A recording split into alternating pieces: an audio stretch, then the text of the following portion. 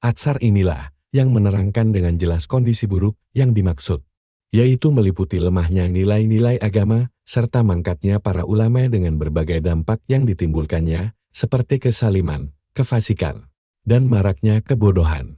Kemudian semua pertanda ini benar-benar terwujud dalam kehidupan sosial bermasyarakat.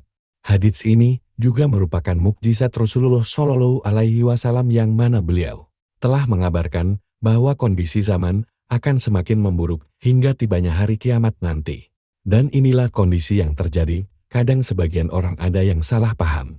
Mereka berkata, zaman Umar bin Abdul Aziz lebih baik daripada zaman Al-Hajjaj, dan zaman Al-Mahdi lebih baik daripada masa-masa sebelumnya. Kesalahpahaman ini kami sanggah. Yang dimaksud kondisi buruk dalam hadits tersebut adalah kondisi secara umum hingga hari kiamat benar-benar tiba. Hasan Al-Jur pernah ditanya tentang zaman Umar bin Abdul Aziz yang lebih baik daripada masa Hajjaj. Dia menjawab, tentunya manusia juga butuh sedikit beristirahat. Fathul Bari. Jadi masa rehat yang terjadi di sepanjang perjalanan zaman dengan munculnya para pembaharu agama mujaddid tidak menafikan bahwa kondisi zaman akan semakin buruk daripada zaman sebelumnya. Hal ini diperkuat dengan hadits yang bertemakan Khairul Qurun generasi terbaik, yang menunjukkan bahwa 3 generasi awal umat Islam merupakan generasi terbaik yang pernah ada. Dengan demikian dapat kami simpulkan bahwa semakin jauh satu umat dengan zaman kenabian, niscaya kondisinya akan semakin buruk. Apa yang kami sampaikan ini sama sekali tidak menyimpang dari fakta-fakta bahwa memang benar ada masa rehat yang dibawa oleh para pembaru agama mujaddid. Sebab secemerlang apapun ide atau gagasan serta pencerahan yang diberikan oleh mereka, tetap saja tidak dapat melebihi Nur Muhammad Shallallahu Alaihi Wasallam. Maka perumpamaan Muhammad Shallallahu Alaihi Wasallam dibandingkan para mujaddid tersebut sebagaimana bintang-bintang yang bersinar di tengah benderangnya sinar rembulan purnama. Adapun keistimewaan masa Isa alaihi salam dan Al-Mahdi seperti yang diterangkan dalam hadits, kemungkinannya terjadi sebelum munculnya pertanda kubra bagi hari kiamat. Sedangkan maksud dari kondisi yang semakin buruk adalah sejak zamannya Al-Hajjaj hingga datangnya Dajjal. Sementara zaman Isa alaihi salam yang akan turun di akhir zaman nanti, maka bagi beliau ada hukum pengecualian, wallahu alam. Kondisi kita sekarang ini membuktikan kebenaran hadits Nabi ini dan faktanya memang demikian. Hal ini ditunjukkan dengan adanya fakta sejarah yang diberikan oleh orang-orang terdahulu, yang menyeratkan bahwa kondisi keagamaan memang jauh lebih baik di masa mereka daripada sekarang ini. Sehingga ada semacam perasaan takut jika dihadapkan pada nasib buruk umat Islam sekarang ini. Ketakutan ini semakin besar jika membayangkan masa yang akan datang. 18. Kesaliman dan kemaksiatan yang merajalela. Dari Abu Hurairah radhiyallahu anhu, bersabda Rasulullah Shallallahu Alaihi Wasallam, akan datang pada kalian semua suatu zaman di mana seorang laki-laki akan dihadapkan pada pilihan antara kondisi ketidakmampuan dan kemaksiatan di mana-mana. Barang siapa yang mendapatkan zaman tersebut, maka hendaknya dia memilih sebagai pihak yang tertekan daripada harus melakukan tindakan kemaksiatan. Ahmad, hadits Nun 7686. Penjelasan, hadits ini memberikan isyarat terkait merajalelanya kesaliman dan kemaksiatan di muka bumi dalam segala sendi-sendi kehidupan. Kondisi yang demikian itu mengakibatkan seorang muslim dihadapkan pada pilihan sulit. Hadits di atas juga memberikan isyarat bahwa dalam kondisi yang demikian itu ada 2 pilihan. Memilih kemaksiatan dengan mengambil sebab-sebabnya, serta berinteraksi bersama para pelaku maksiat lainnya, ataupun memilih sebagai pihak yang tertekan. 19. Zaman yang dipenuhi dengan berbagai cobaan. Dari Abu Umayyah Asy'abani radhiyallahu anhu, dia berkata, aku pernah mendatangi Abu Salabah Al-Husani dan bertanya kepadanya, bagaimana pendapatmu mengenai ayat ini? Dia bertanya, ayat yang mana? Maka aku pun membaca ayat, hai orang-orang yang beriman, jagalah diri kalian. Tiadalah orang yang sesat itu akan memberi madharat kepada kalian apabila kalian telah mendapat petunjuk. Al-Ma'idah 105. Maka dia pun menjawab, demi Allah, engkau telah menanyakannya kepada orang yang ahli tentangnya. Aku pernah menanyakan makna ayat ini kepada Rasulullah Shallallahu Alaihi Wasallam. Maka beliau bersabda, teruskanlah olehmu untuk selalu melakukan amar makruf nahi munkar hingga engkau akan menyaksikan kekikiran yang ditaati. hawa nafsu yang diperturutkan, kehidupan dunia yang diutamakan, serta orang-orang yang terpesona terhadap berbagai pendapat yang dikeluarkannya. Hendaknya kamu hanya bergaul dengan orang-orang yang searah denganmu dan jauhilah orang-orang yang awam. Sebab setelah zamanmu itu, akan datang suatu zaman penuh cobaan, di mana orang yang memegang teguh agamanya ibarat menggenggam bara api. Ketahuilah, saat itu orang yang terus berusaha untuk memegangi agamanya, maka pahalanya sama dengan 50 orang yang juga melakukan hal yang sama dari kalian. Kemudian, Abdullah bin Mubarak berkata, orang selain Utbah menambahkan riwayat ini dengan redaksi, apakah yang 50 kali itu dari generasi kami atau generasi mereka? Rasulullah Shallallahu Alaihi Wasallam, untuk mereka. Di Sahih Muhibban 2, 108. Aku pernah mendatangi Abu Salabah al-Husaini dan bertanya kepadanya, bagaimana pendapatmu mengenai ayat ini? Dia bertanya, ayat yang mana? Maka aku pun membaca ayat, hai orang-orang yang beriman, jagalah diri kalian, tiadalah orang yang sesat itu akan memberi madharat kepada kalian, apabila kalian telah mendapat petunjuk.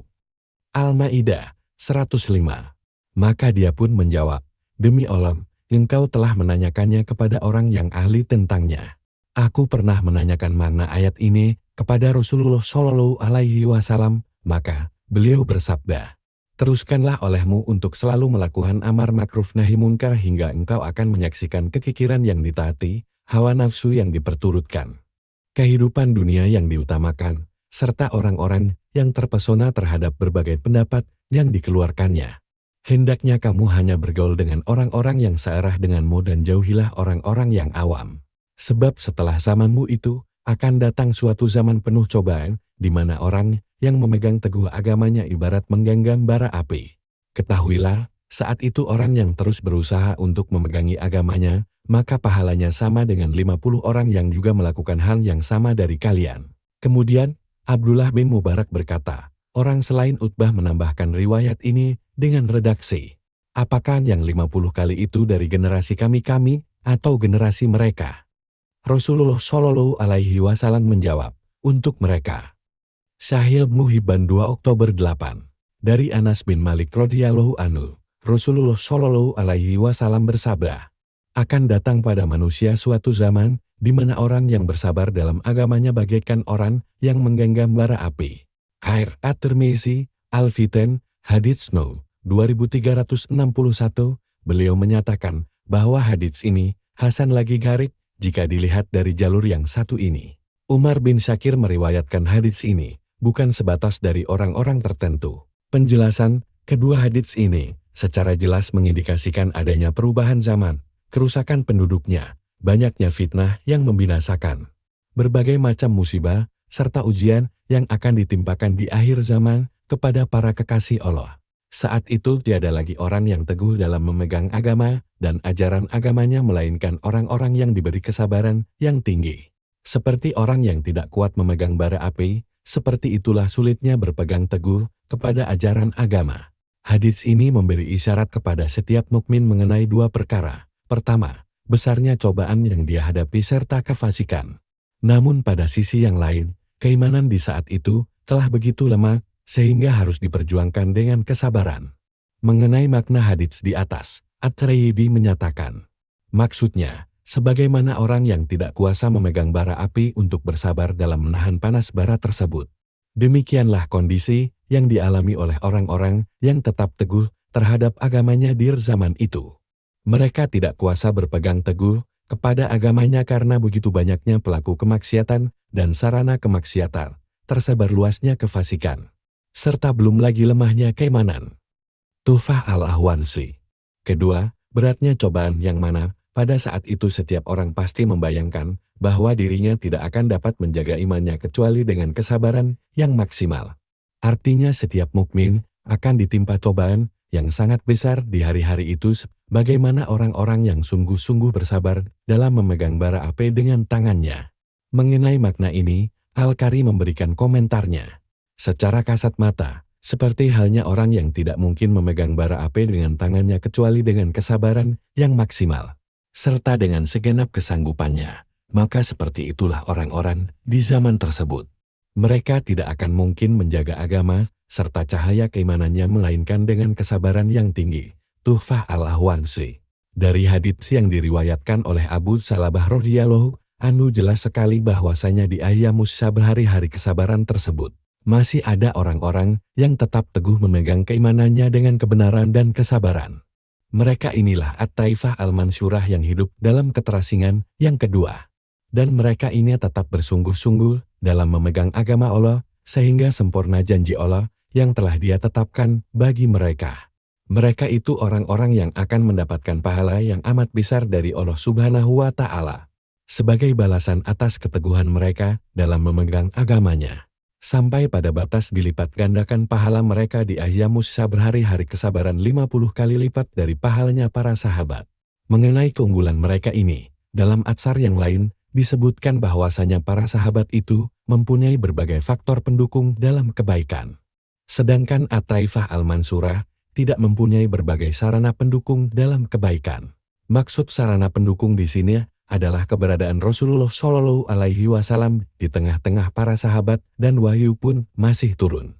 Inilah sarana pendukung paling urgen yang menjadi kekhususan para sahabat sebagaimana yang disyaratkan Nabi Shallallahu Alaihi Wasallam dalam sabda beliau.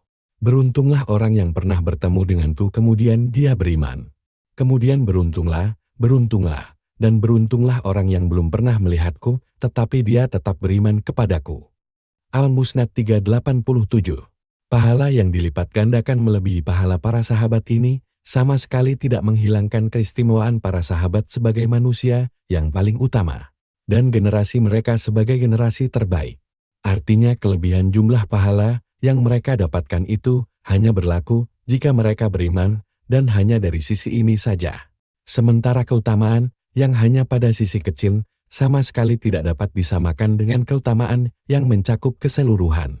Syekh Zulim bin Abdus Salam menyatakan, masalah ini, yaitu pahala serta pelipat gandaannya ini, tidaklah untuk digeneralisasi. Karena nilai sebuah amal akan dilihat dari dua sudut pandang. Pertama, akan dilihat dari hasil atau dampaknya. Kedua, keterasingan yang dialami oleh orang-orang di akhir zaman seperti halnya keterasingan yang dialami oleh para sahabat di awal-awal Islam. Bukankah Rasulullah Shallallahu Alaihi Wasallam bersabda, sesungguhnya agama Islam ini muncul dalam kondisi yang asing dan akan kembali menjadi asing sebagaimana awal kemunculannya. Maksud dari hadits mereka yang asing itu adalah orang-orang yang mengucilkan dirinya dari kebanyakan orang yang hidup di zamannya. Tuhfah al-Ahwazi, Jil. 8, Hal 46. 20. Kerinduan untuk bertemu Nabi Shallallahu Alaihi Wasallam. Dari Abu Hurairah radhiyallahu anhu bersabda Rasulullah Shallallahu Alaihi Wasallam, niscaya akan datang kepada salah seorang dari kalian satu zaman, di mana orang yang melihat atau mimpi bertemu denganku akan lebih dia sukai daripada seluruh keluarga dan hartanya. H.R. Al-Bukhari, Al-Manaqib, Hadits No. 3589. Sementara dalam riwayat Abu Hurairah radhiyallahu anhu yang lain, Rasulullah Shallallahu Alaihi Wasallam bersabda, demi zat yang jiwa Muhammad ini berada di tangannya, niscaya akan datang pada salah seorang dari kalian satu hari, di mana seseorang yang belum pernah melihatku. Kemudian dia akan melihatku, dan hal itu lebih dia sukai daripada seluruh keluarga dan hartanya. Har, Muslim, Al-Fadail, Hadits No. 2364. Penjelasan, maksud yang hendak dituju oleh hadits ini sangat jelas sekali, yaitu para sahabat. Hal ini dilakukan agar mereka menekuni majelis Rasulullah Shallallahu Alaihi Wasallam serta mengambil berbagai manfaat di kesempatan yang amat singkat dan utama ini. Majelis yang mana mereka di dalamnya dapat berdampingan dengan sebaik-baik makhluk serta sebaik-baik manusia. Imam An-Nawawi berkata, maksud hadits di atas bertujuan untuk memotivasi para sahabat agar mereka selalu menghadiri majelis ilmu yang mulia.